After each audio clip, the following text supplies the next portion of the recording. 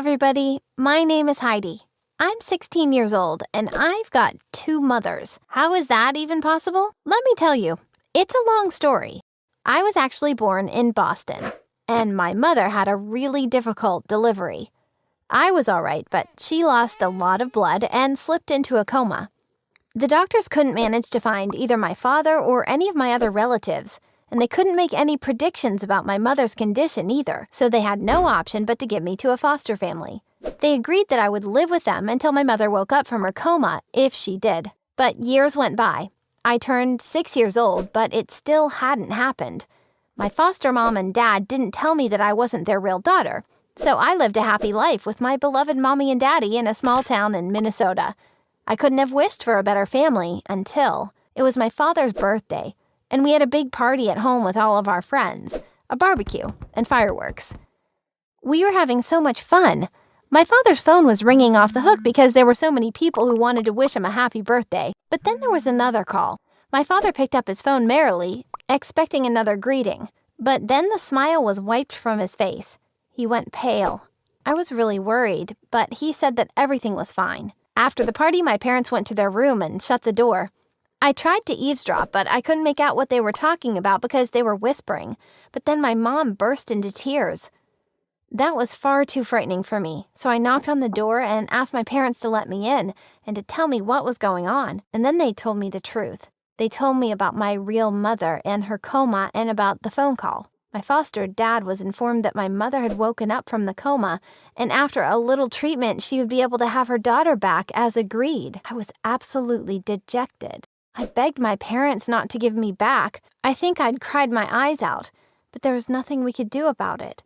So in a couple of weeks, my parents took me back to Boston. My real mother met us at the airport. She looked very nice and friendly, and she immediately started crying when she saw me, but I didn't feel anything at all. I was squeezing my foster mom's hand and didn't want to let it go. We all went to a cafe and walked around town.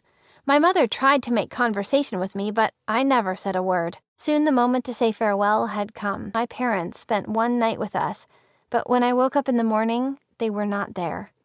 There was only a little note on the table. It said, "Always remember." And there was a little picture of us all together. So I was left alone in that new city with that unknown woman who I was supposed to call Mom now. She brought me to my new home, which was really cozy, and there was a separate room for me with a bed and new clothes and toys. My mother did her best to get along with me. She cooked, showed me around town, took me to the zoo. She would buy me anything I would ask for. And I started to like her, actually, but I really missed my family. Once I worked up the courage and asked her if I could go visit my home in Minnesota, but she wouldn't let me. She said that she realized it was hard, but it would be better for me not to communicate with my foster mom and dad for my own good. She said we had to turn over a new leaf together. I got really mad. I wanted to go home so badly that I decided to run away. I packed my little suitcase and headed for the hills. I Googled the way to the bus station. It happened to be not that far away from the place we lived. Of course, I got caught and brought back after I'd tried to buy a one-way ticket to my hometown. My mother was in despair, and she made the worst decision ever. She decided to move to another state in the South without even letting my foster family know about it. It turned out that my grandparents lived there, but my mother hadn't spoken to them for years. They knew nothing about her coma or about me. She also forbade me to call or to email my foster mom and dad and wouldn't give me their contact information. The only thing I had was that family picture. Even though it looked like a happy ending, my grandparents were so happy to see me and to finally make up with their daughter after so many years. I never stopped thinking about my family in Minnesota. It's been a while. I became a teenager, I went to school, and I had a lot of friends there. I loved my grandparents to bits, but not my mother. She was strict, and I was never allowed to do anything.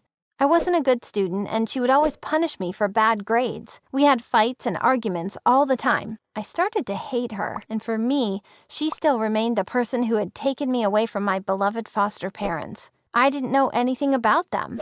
There was no way that I could contact them. I sent paper letters to my home address in Minnesota hoping that they would be delivered, but I never got an answer. I didn't want to believe that the people who loved me and cared about me for so many years could forget about me so easily. There must have been something that was preventing them from writing me back. And I thought my mother was the one to blame. I thought things couldn't get worse until that day.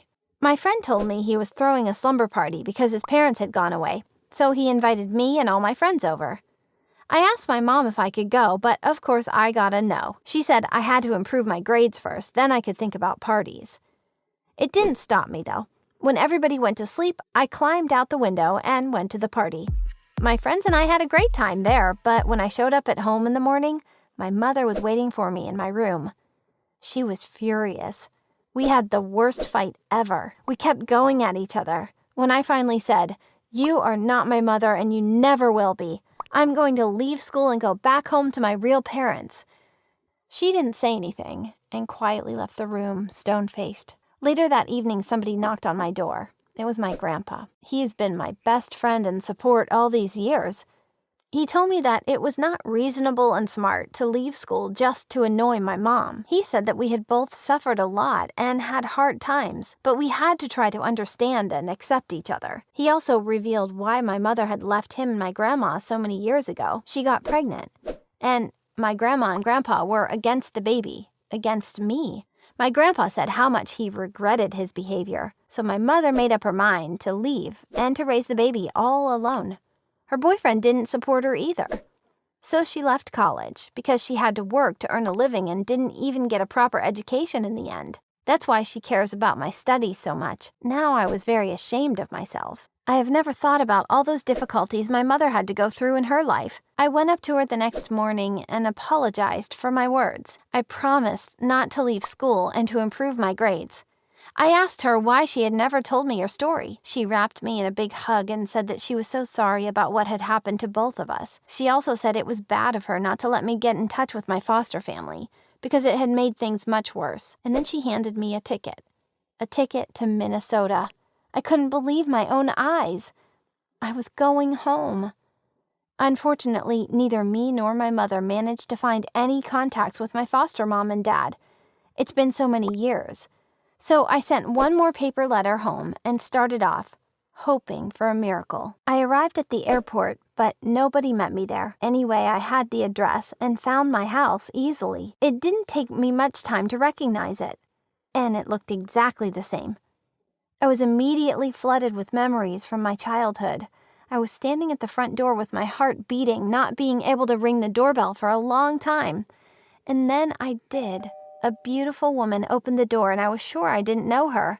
I asked her about my parents. She heaved a deep sigh and then let me in. She gave me some tea and told me the whole story. It turned out that after my real mother took me away from my foster mom and dad, everything went wrong. They started arguing and blaming each other every day. It was their first experience in adopting children, and it turned out to be a far too painful one. And it all led them to a painful divorce. My foster mother left and nobody knew where she was. She probably moved to another country. My father married again, and that very woman was his new wife, and they had a baby. So I kind of had a little sister now. But a couple of years ago, my dad died in a car accident. I was devastated. It seemed like I was bad luck for everyone I loved. His new wife showed me around the house. I got acquainted with my little sister, who now lived in my room. When I was leaving, I asked the woman about the letters I had been sending all those years. She said that it was a mutual decision of both of my families not to get in touch with each other. They thought it would be better for me to keep going. She also confessed she had been hiding my letters because she thought it would be too painful for my foster dad to read them, not having the right to answer back. It all made sense now. I left the house and went to his grave. Then I visited all the places I used to love in my town. I went to the park where I used to play tennis with my dad, and to the cafe where my mom would always get me the most delicious ice cream in the world. And I came back home with nothing on one hand, but on the other, my soul was finally at peace. I visited my hometown to find out that there was no home for me anymore. That was the truth that I had to find out. But I know I have my loving family who is there for me and waiting for me. Of course, the news that my foster father had passed away broke my heart, and I still don't have any information about my foster mom. I hope I will be able to find her someday. This trip helped me to calm down and to accept everything that had happened to me and both of my families. I started to spend more time with my mother, and we are on good terms with each other now. I feel I have a place I belong again.